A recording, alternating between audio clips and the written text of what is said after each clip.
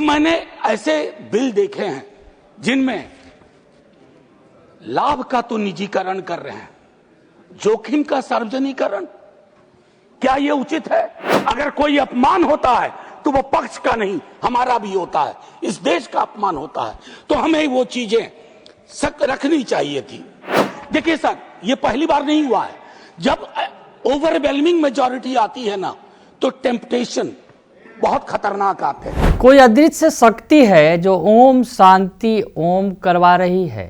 आखिर सदन में ऐसा क्यों बोले आरजेडी सांसद मनोज झा। नमस्कार, दर्श न्यूज़ देख रहे हैं आप, मैं हूं अनुराग। लगातार बिल पेश हो रहे हैं, सरकार की तरफ से चर्चा हो रही है, जोरदार चर्चा हो रही है, गर्मा गर्म बहस हो रही है। न्यूक्लियर बिल जो पेश किया गया है नया, उस पर चर्चा हो रही थी। इस दौरान मनोज झा ने बड़ी बात कही है। आरजेडी के राज्यसभा सांसद हैं, राज्यसभा में इस बिल पर चर्चा हो रही थी और चर्चा के दौरान मनोज झा ने क्या कुछ कहा है वो बयान सुन लीजिए आप। माननीय प्रोफेसर मनोज कुमार झा जी। शुक्रिया उपसभापति महोदय। इस चर्चा में मैं अपनी कुछ आपत्तियां अपने दल की ओर से दर्ज कराना चाहता हूं। आपत्तियां हैं, आलोचना है और उसके पीछे मकसद है कि संसद की इमारत इसीलिए बनी है। महोदय, हाल में मैंने एक किताब पढ़ी गोपाल कृष्ण गांधी जी की, द अनडाइंग लाइट। पता नहीं मंत्री जी ने वो किताब पढ़ी या नहीं, मैं आग्रह करूंगा, क्योंकि न्यूक्लियर पावर और न्यूक्लियर एनर्जी को लेकर के बड़ा लंबा हमारा एक इतिहास रहा है। राजगोपालाचारी जी और जवाहरलाल नेहरू और बाकी अन्य के बीच में कई खत, कई तरह के पोजीशंस शेयर किए गए। तो मैं माननीय मंत्री जी से आग्रह करूंगा कि इतिहास में आजकल वैसे भी दौर चला हुआ है काउंटर फैक्चुअल इमेजिनेशन का, तो एक सही के इतिहास से कुछ सबक ले। सर, माननीय उपसभापति महोदय, न जाने क्यों इस बिल को देख करके मुझको लगता है कोई अदृश्य शक्ति है जो शांति ओम शांति करवा रही है। कोई अदृश्य शक्ति है। उस अदृश्य शक्ति का नाम 1 है, 2 है, 3 है या समृद्धि के 5 टापू इस शांति के पीछे हैं। यह मैं इतिहास के आकलन के लिए, सदन के आकलन के लिए, आने वाली पीढ़ियों के आकलन के लिए छोड़ता हूं। लेकिन इतना जरूर कहूंगा माननीय उपसभापति महोदय आपके समक्ष कि हमारा पूरा न्यूक्लियर प्रोग्राम ऐतिहासिक रूप से कुछ सिद्धांतों पर आधारित था। उसमें एक महत्वपूर्ण सिद्धांत था कि जहां रिस्क कैटास्ट्रोफिक होने की संभावना है वहां राज्य अनुपस्थित ना हो। मैं राज्य की अनुपस्थिति का दस्तावेज देख रहा हूं एक अदृश्य शक्तियों के प्रभाव में। मैं माननीय उपसभापति महोदय, दुनिया में बेस्ट प्रैक्टिसेस हैं। मैं छोटा उदाहरण दूं, चाइना का कंट्रीब्यूशन ग्लोबल न्यूक्लियर आउटपुट में 16% है, फ्रांस का 14% है, रसिया का 8% है।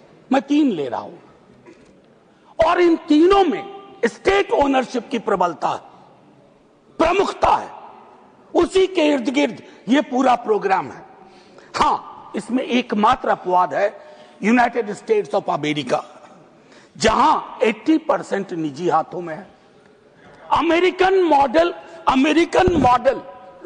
Can not be considered as the best practice model for my country, keeping in view the inconsistent position of a country called United States of America. अगर कोई अपमान होता है तो वो पक्ष का नहीं, हमारा भी होता है, इस देश का अपमान होता है, तो हमें वो चीजें रखनी चाहिए थी। क्या हमने इसका जियोपॉलिटिकल कॉन्सिक्वेंस सोचा? जियोपॉलिटिकल कॉन्सिक्वेंस क्या है? मैं आपको एक छोटा उदाहरण देता हूं। हमारी जो जानकारी है मीडिया के माध्यम से, अखबारों के माध्यम से, बीते कई वर्षों में फ्रांस और रशिया के साथ हमारी बातचीत चल रही थी स्टेट ओनरशिप के मॉडल को और प्रबल बनाने की और प्रखर बनाने की और ताकत देने की चल रही थी बातचीत, इसके दस्तावेज है, उस पर यह विराम लगा देता है। ना जाने कैसे, मतलब अगर सीधे शब्दों में कहूं तो मैंने ऐसे बिल देखे हैं जिनमें लाभ का तो निजीकरण कर रहे हैं, जोखिम का सार्वजनिकरण। क्या यह उचित है भारत की जनता के लिए, भारत के नागरिकों के लिए? मैं कई बार इस सदन में कह चुका, उपसभापति महोदय, कोई सरकार अमृत पी के नहीं आती है, हर सरकार का एक आखिरी दिन होता है। लेकिन इस तरह की चीजें अगर हम कर जाएंगे, इसके लिए डिलीट बटन आसानी से नहीं दबता है। ये ह्यूमन साइकोलॉजी में, ह्यूमन हिस्ट्री में डिलीट बटन का प्रावधान नहीं है। मैं एक चीज और कहूंगा माननीय उपसभापति महोदय, ट्रांसपेरेंसी के पूरे क्लॉज से पता नहीं क्या दिक्कत है। हम आरटीआई को खत्म होता देख रहे हैं, आरटीई को खत्म होता देख रहे हैं, और तो और छोड़िए, राम का नाम लगा करके राइट टू वर्क आर्टिकल 41 के तहत उसको भी खत्म होता देख रहे हैं। अब इसमें कहते हैं कि रेस्ट्रिक्टेड इंफॉर्मेशन, सेफ्टी वायलेशन और रेडिएशन लीक्स को लेकर के। सर एक चीज तो मैं कंसिस्टेंटली देख रहा हूं इस सरकार के बिलों में, और कभी कभी मैं सोचूं कि इस पर अगर कोई कंटेंट एनालिसिस हो, most of the bills are attacking the architecture of federalism. Architecture of federalism, what kind of problem. देखिए सर, ये पहली बार नहीं हुआ है। जब ओवरवेलमिंग मेजॉरिटी आती है ना, तो टेम्पटेशन बहुत खतरनाक आते हैं। उन टेम्पटेशन को कंट्रोल करने की जरूरत है। जो कहते हैं ना कंट्रोल कंट्रोल, वो नहीं कर पा रहे हैं। नतीजे में क्या हो रहा है? Most of the bills surpass that, it's attack. अब मैं कहूं रिस्क लोकल है, लेकिन निर्णय कहां होगा? दिल्ली दरबार में। क्या यह विसंगति नहीं है? मैं तो तमाम दलों से अपील करूंगा जो अलग अलग छोटे छोटे दल हैं। सर बस 30 सेकंड, 30 सेकंड, नहीं 30 सेकंड। सर आप तो इतिहास के छात्र रहे हैं। 1600 ईस्वी में एक कंपनी को एक चार्टर मिला था और वो ईस्ट इंडिया कंपनी राज्य में तब्दील हो गई।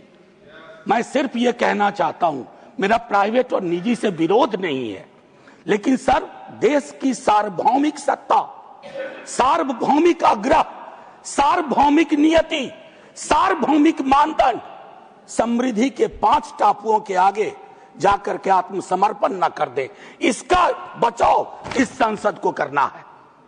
एक नहीं, दो नहीं, सब मिलकर करेंगे।